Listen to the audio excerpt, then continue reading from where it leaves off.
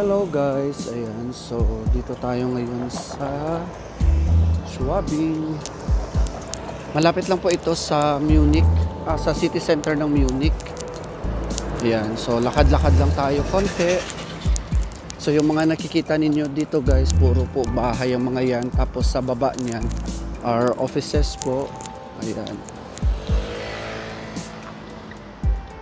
So maganda ang weather ngayon. Although tirik ang araw, pero malamig ang hangin. So tatawid tayo, tatakbo tayo kasi pula na pala. Naabutan tayo ng pula guys. Ayan. So may mga Chinese restaurant din po dito. Japanese po ito. Ayan. At chill-chill muna tayo doon sa Luitpold's Park. Yan, doon lagi ako naupo pag may mga ginagawa akong pagmumuni-muni. O diba? So dapat dito guys, marunong kang dumaan sa tamang daanan. So dito, dapat dito ka lang talaga. Tapos dito, bike lane po yan. So masisita ka talaga ng mga nagbabike dyan pag naglakad ka. Diyan ka naglakad.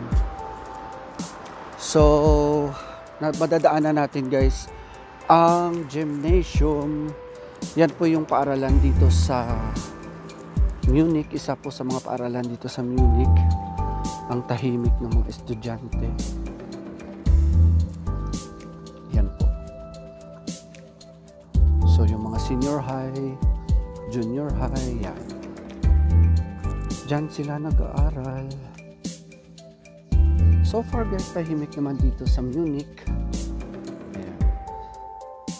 So ang aming lugar ngayon dito sa Munich is around like 15 minutes lang sa city center by train. Ayan.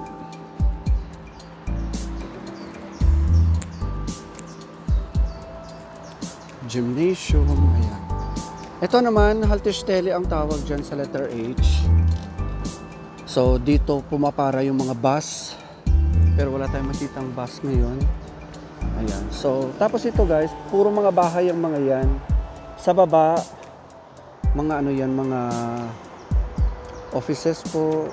Hindi natin ma-check natin, ma-zoom in natin. Ba't tayo ma-zoom in? Ayan. Sige lang, lakad na lang tayo. So sa baba nito may mga Italianish learning and on the Ryzen. Ano yan, Sprachschule yan, or dyan ka mag-aaral ng mga language. Yan. May mga Kindertreppe din dito.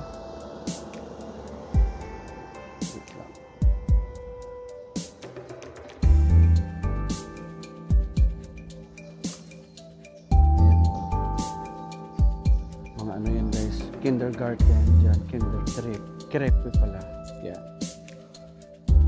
So ang mga sasakyan dito, pinapaulanan lang. Pinapaarawan lang. May Mini Cooper, ayan.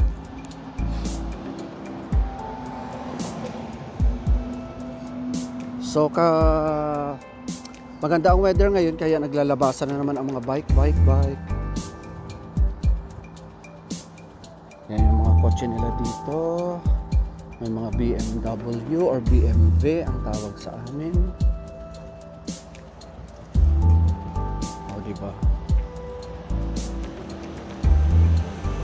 So, ang season ngayon sa amin is spring season. June 1 pa po magsisimula ang summer season. Actually guys, sobrang ganda dito sa Luitpold's Park. Maraming mga puno. Ayan. So ito, papasok na po tayo sa Luitpold's Park. This Luitpold's Park has 25 hectare land measurement. Ayan guys, ang ganda. Kung ano-ano na lang ang pinagsasabi ko dito. So, dito makikita ninyo mga nagja-jogging. Tapos kung sa hapon may mga nagpipiknik-piknik din dito guys. Ayan. Marami ding mga naglalakad-lakad kagaya ko. O, diba? Tapos alam niyo, kagandahan lang dito. Na-observe ko sa school. Kasi katabi nito guys, yung school, meron talaga silang araw na naglalakad-lakad lang sila. May mga activity sila dito. Yan.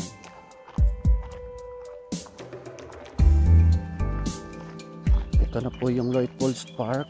Pero hindi ko po ito maiikot guys kasi yun nga yung sinasabi ko sa inyo, 25 hectare po ito. So meron lang po talaga akong pinupuntahan ditong spot. O diba? Kung gusto mong mag-emote dito guys, yan, upo ka lang dito.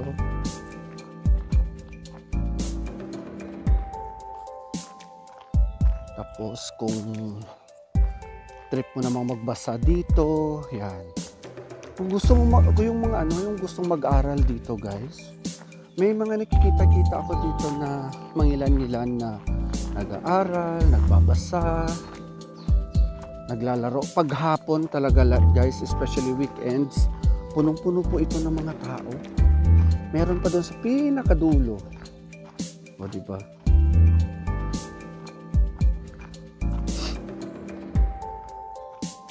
Tapos pag winter season naman dito, ang boring na naman ng lugar na to. Wala kang makikita kundi puro kulay white. Kasi nga nababalot minsan ng snow. Ayan, kung may nakikita niyo, marami naglalakad-lakad, mga estudyante yan guys. Diba? Pumupunta po ako dito pag mga day off. Gusto kong tumawag sa Pilipinas, yan. Tawag, tapos diretso na lang pasyal. At sobrang lapit lang po ng Olympia Park dito sa amin. Ayan lang guys yung tower ng, ayan lang, yung tore na yan. Diyan lang po ang Olympia Park. So sobrang lapit lang po namin. O diba? Ang ganda talaga dito. Kaso sobrang lapad po ito ng lugar na to. Pero alam nyo, mag-aapat na taon na po ako dito. Wala pa po ako nakikitang pinutol na puno. Ayan.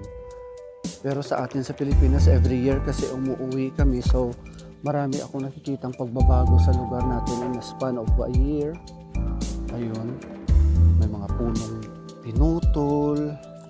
Ewan ko ba, no? Dito sa Munich, masyado silang protected talaga sa kanilang mga puno. Ayan. Alam niyo ba, yung isa sa pinaka-weird talaga na, I mean, hindi man siya weird, isa sa mga rules or batas dito sa Germany is bawal po kumuha ng mga lupa, magputol ng mga sanga ng mga puno, mamitas ng mga bulaklak. Ayan. Dito mo kadalasan, ayan, chill lang sila. Dito mo talaga kadalasan makikita yung mga gustong mag-unwind ba, gustong mag-exercise.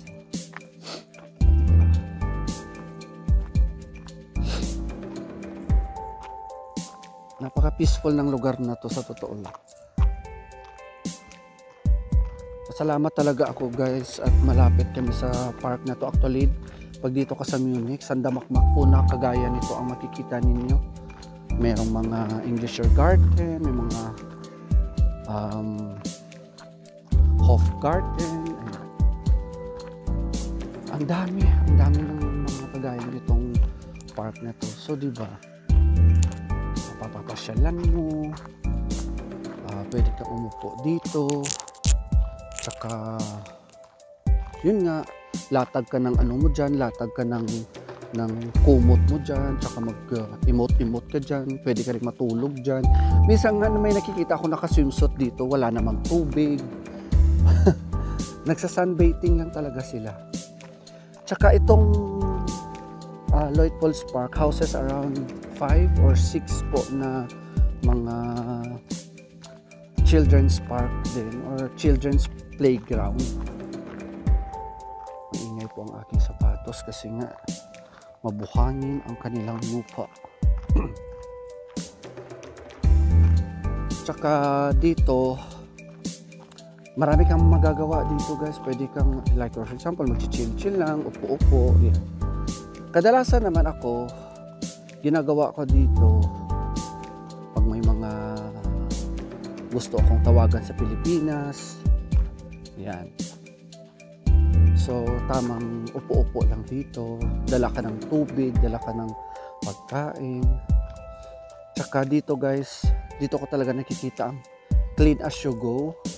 Kahit na kunyari ayan o diba ka? May mga swimming trunk, wala namang tubig. Yan. Sunbathing lang talaga sila, tamang sunbathing. Balik tayo doon sa clean as you go. Kahit na magtayo ka dito ng pool ng volleyball. Yan, kasi marami nagba-volleyball dito. Kailangan mo talagang ligpitin pagkatapos. Tapos bawal dito guys ang magtali, yung masugatan yung mga puno dito. Yan, bawal dito. Bawal yan. Dami-daming bawal nila dito. Ayan o, so kung nakikita mo yung aso. Isa sa magandang aso. Diba? Gusto ko sanang i-video kaso nga lang baka magalit yung may-ari. Kasi very private talaga sila dito. Kailangan pa magpaalam.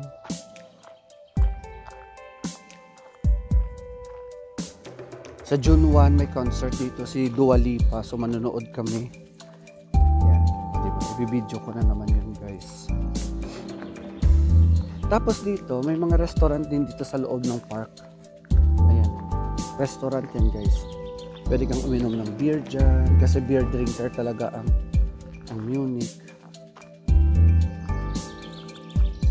So sana na video. Ayan guys yung aso niya. Ayan. O diba? Cute ng aso niya. So lakad-lakad lang tayo ng konti. Kung nakikita ninyo wala masyadong tao kasi nga nasa trabaho pa yung mga yon. At mamayang hapon talaga mga between 3 p.m. Minsan galing sila sa trabaho, dumadaan pa sila dito, lakad-lakad lang, usap-usap. Ayan guys, example ng children's park dito. Ayan. Malapad din po itong children's park na to. So bawal po mag-video dyan sa loob. Bawal din po yung pets dyan. Ayan, so kung nakikita din may signage siya na ayan. Bawal po. So yan po yung children's park dito. Konting view lang tayo. Mga slides yan, may mga swing, ayan, o diba?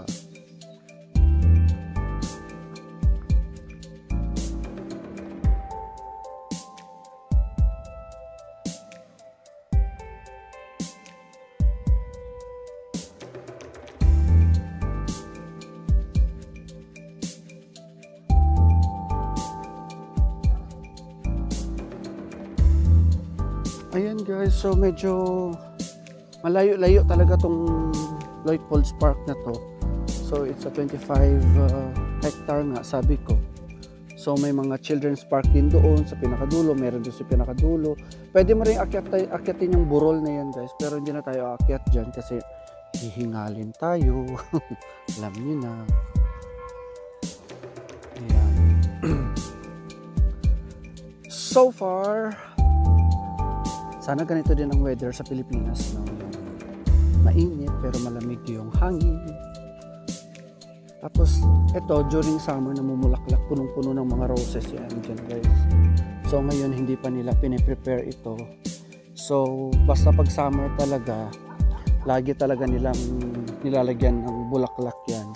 So more or less mga next week siguro mag-uumpisa na silang magtanim or di kaya, so far meron na nga pero ano yan nila guys, yung mga ibang damo dyan, kukunin nila yan.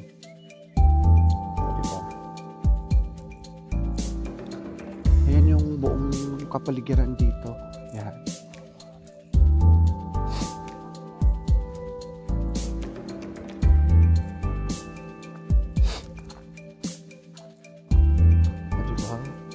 pwede kang mag-shoot ng ano mo dito, ng music video mo dito kasi ang daming magagandang spot dito kasi yung pang Korea. Alright. So guys, next time ulit, pag may oras tayo, pupunta na naman tayo sa ibang park na meron dito sa Munich. At don't forget po to follow, subscribe, and hit the bell button para kung may mga bago tayong videos, guys. O diba? God bless everyone. Ingat po. Love.